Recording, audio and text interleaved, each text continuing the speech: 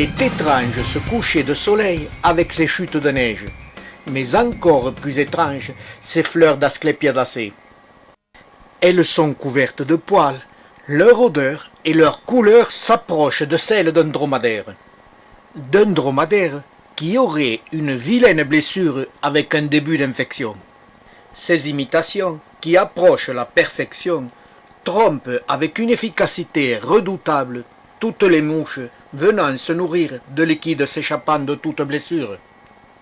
Avec cet odia béni, l'odeur que cette fleur dégage n'est pas celle d'une viande en putréfaction, comme c'est le cas parfois sur certaines Asclépiadacées, mais l'odeur est celle d'un animal vivant. Les mouches viennent se nourrir, mais ne pondront pas. Ici, c'est pourtant une mouche spécialisée dans la ponte sur viande en putréfaction. D'autres espèces de mouches viendront rechercher de la nourriture. Elles ne trouveront rien. Elles partiront de fleur en fleur et assureront la fécondation de cette espèce. Rappelez-vous les images du film sur les Céropégias. Autre curiosité étrange, les fleurs, quand elles se dessèchent, deviennent très souples. Elles peuvent être triturées sans se briser ni se froisser. Cette présentation faite, regardons les avantages et les inconvénients de cette espèce en culture dans nos serres. Cette plante est greffée. L'ensemble des tiges occupe une trentaine de centimètres. Parmi toutes les espèces d'odia, celle-ci est vraiment la plus intéressante. Dès le printemps, le sommet de toutes les tiges se couvre d'une multitude de boutons. La floraison est très intéressante et s'échelonnera suivant les soins pendant toute la belle saison. Cette plante ne dégage son odeur animale que par forte chaleur et sans trop de densité.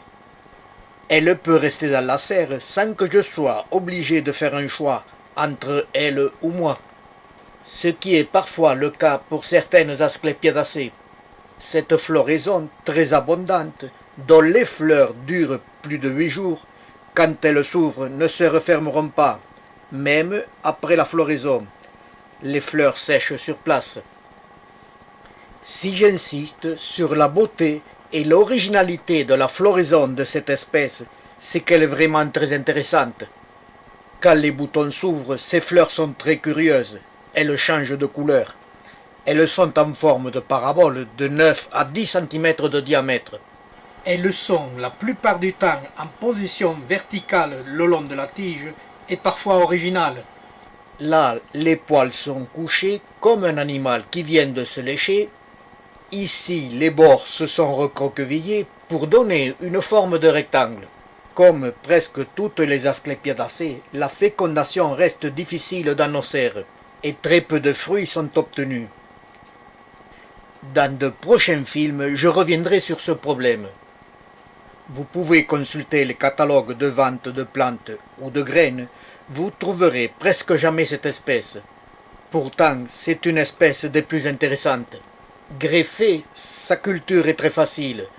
Elle supporte de très basses températures hivernales approchant les 0 degrés. Autre particularité, son greffage est très facile et a un très fort taux de réussite. Il peut être pratiqué toute l'année. Ici, je vous fais une démonstration avec succès début janvier. Le porte-greffe est un Stapelia gigantea.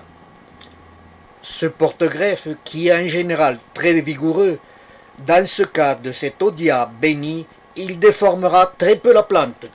Le développement du greffon ne sera que de quelques centimètres par an. La cause en est toute simple. La très grande floraison est une grande consommatrice de sève.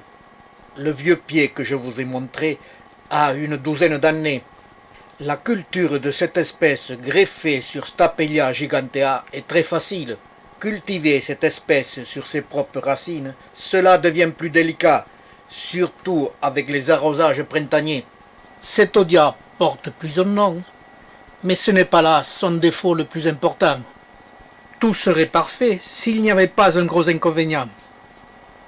Cet odia est très fragile, non pas en culture, mais en maladie, surtout avec un certain champignon. appelé le Perosperma destructor.